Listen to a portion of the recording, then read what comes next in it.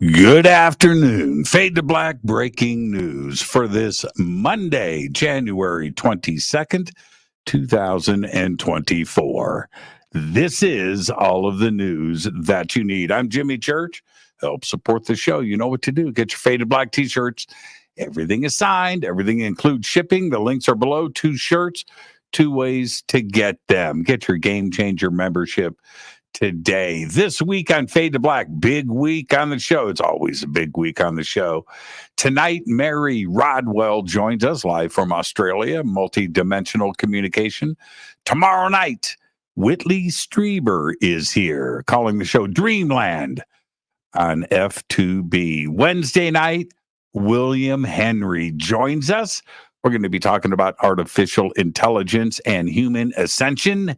And then Thursday night, Sarah Breskman-Cosme is with us. We're going to be talking about the regression of Mr. Church. That's right. I've got some exclusive footage from our session we're going to be going through on Thursday night with Sarah Breskman-Cosme. Big week on the show. So let's get straight to it. On this day in history, 1998, Ted Kaczynski, the Unabomber, who killed 3 people and injured 22 in 16 attacks between 1979 and 1995, was sentenced to 4 terms of life in prison without parole on this day in 1998. Here's your Fader fact. Up until 1956, now check this. Up until 1956, in France, children were traditionally served wine during their school lunch breaks. Until then, kids could drink up to a half a liter of wine or beer with their meals. That's right. Then they changed it to nobody under 14. That's right. And then in like 1981, no kids in school and any cafeterias could drink alcohol. There's your Fader fact. And that's a crazy one. Let's get to the breaking news. All right, here we go. Slim. Will Japan's moon lander get a charge from the sun? That's what everybody is asking. Or will its mission be cut short when its battery dies?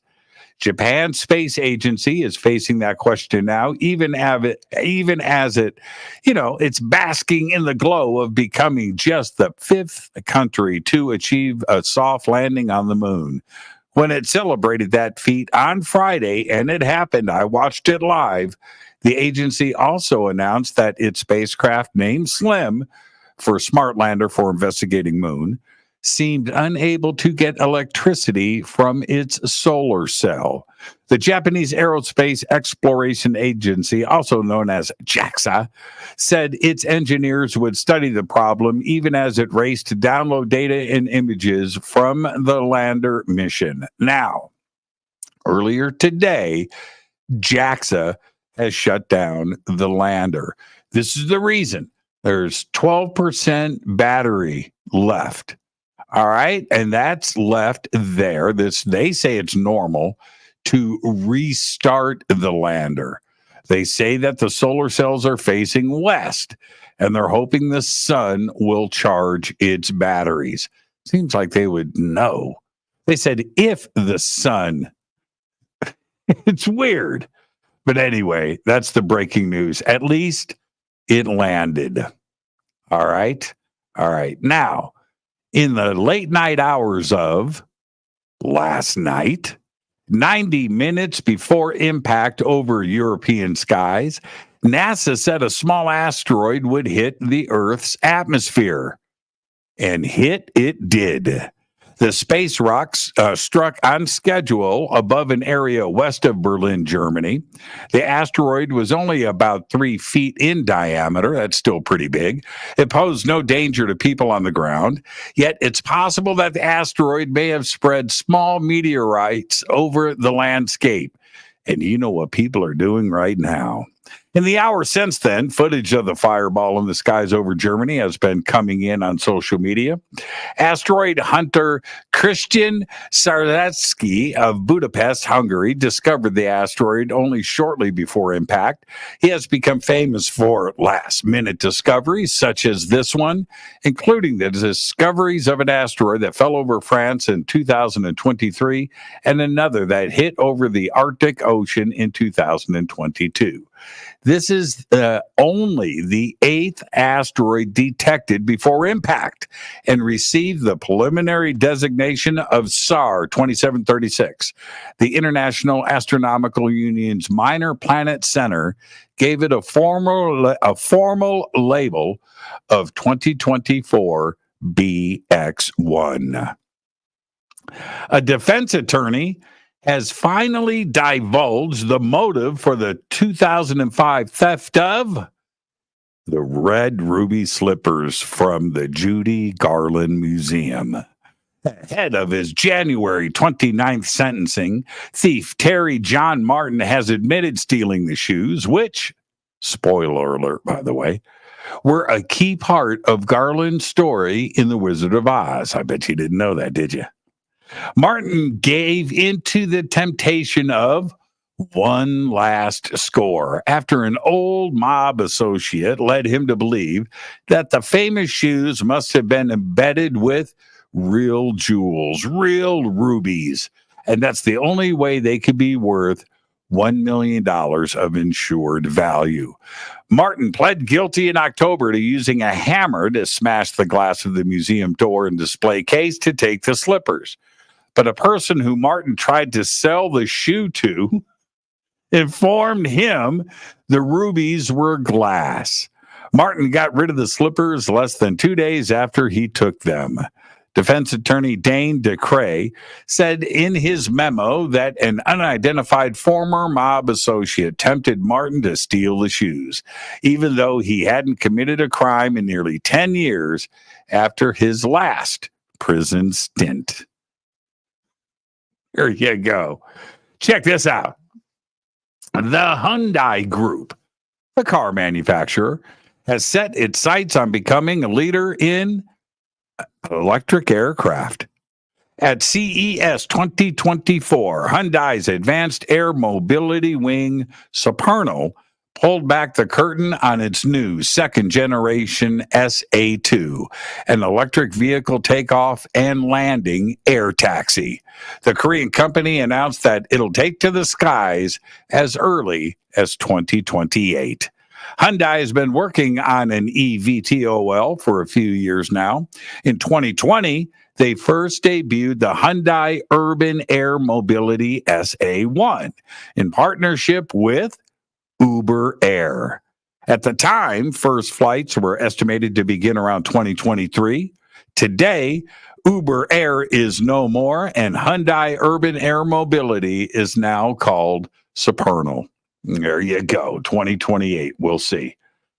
Tonight, the Earth will experience a moderate geomagnetic storm and potentially some spectacular auroras as far south as New York and Idaho.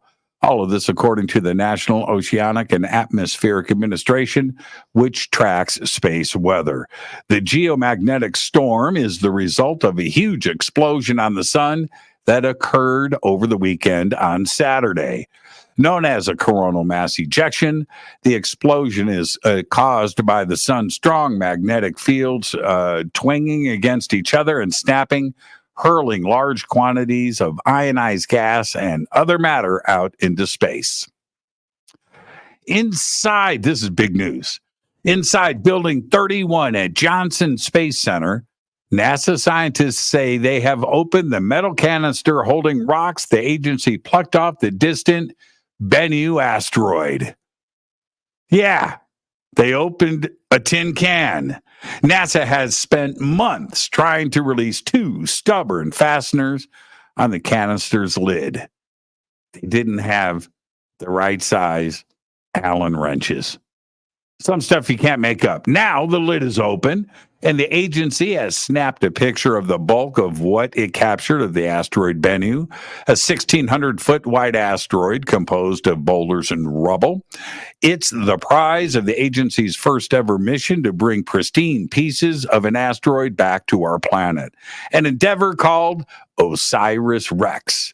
You know, that's short for Origins, Spectral Interpretation, Resource Identification and Security, Regolith Explorer. OSIRIS-REx. In the image released by NASA, you can see dark rocks about a half-inch wide and smaller particles of different sizes. Now, these samples are invaluable. They have to be. Asteroid Bennu is a preserved time capsule from our ancient solar system. It's around 4.5 billion years old. So these pristine rocks can provide scientists insight into how objects like planets are formed and how Earth may have gotten its water. Yeah. And finally, I'll leave you with this. After successfully testing and functioning of the Ingenuity helicopter on Mars, NASA is aiming for something really big and really bold. NASA has unveiled a one-of-a-kind futuristic concept for flying a fixed-wing aircraft, an airplane, above the Martian surface. This concept, dubbed the Mars Aerial and Ground Intelligence Explorer, otherwise known as MAGGIE, was recently announced under the NASA Innovative Advanced Concepts, the NIAC program. MAGGIE's mission involves a comprehensive exploration strategy aiming to unravel mysteries related to Martian geophysics, atmospheric chemistry, and the planet's potential for supporting past or present life. The data collected will be instrumental in advancing our knowledge of Mars and expanding the possibilities for future exploration and research. MAGGIE would be developed in such a way that it could travel 111 miles at 3,280 feet altitude on a fully charged battery in 7.6 Martian days. Those are called sols, by the way. MAGGIE's entire range is estimated to be an impressive 16,048 kilometers during a Martian year. MAGGIE would perform at least 3 extensive atmospheric and geophysical studies during its mission, according to current preliminary plans. The data and observations collected by the aircraft would significantly contribute to the understanding of various Martian phenomena. Among the set science goals, NASA aims to study the origin and timing of the Martian core dynamo, investigate the source of methane signals in Gale Crater, and map subsurface water ice in the mid-latitudes. This airborne mission would leverage the rapidly evolving vertical takeoff and landing VTOL technology. VTOL refers to an aircraft's ability to ascend into the air and descend back to the ground vertically without the need for a runway. NASA's introduction of the MAGGIE mission is a bold step forward. It's all in the quest to unlock the mysteries of Mars, promising a new advanced era in planetary exploration.